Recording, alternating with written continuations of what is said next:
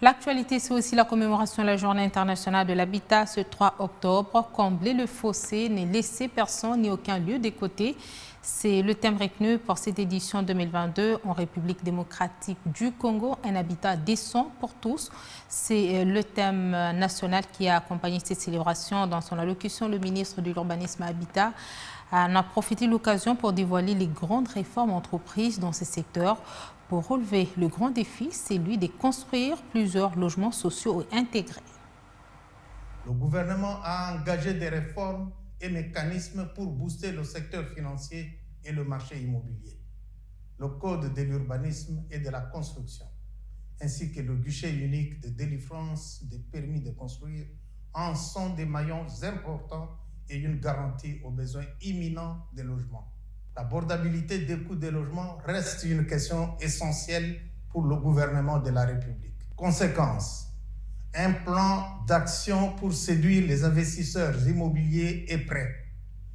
Il s'agira notamment d'organiser dans les pays à forte diaspora congolaise des salons de l'immobilier pour échanger et informer sur les opportunités d'affaires.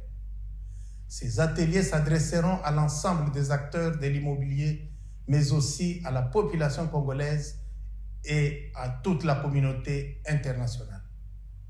Les risques sismiques et naturels persistants, d'un côté, et les érosions qui menacent plusieurs centres urbains de la RDC, de l'autre, nous ont poussé à articuler la réponse urbaine autour de l'élaboration des plans urbains de référence, des plans d'assainissement et d'un programme urgent de lutte contre les érosions.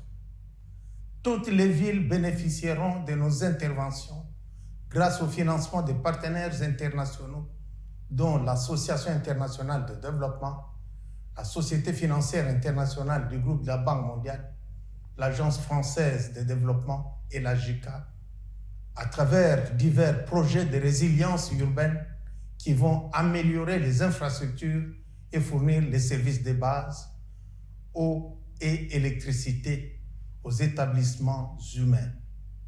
Nous avons commencé à Kinshasa et Kananga, avec respectivement le projet Kinelenda et le projet d'urgence et de résilience urbaine de Kananga, PURUK.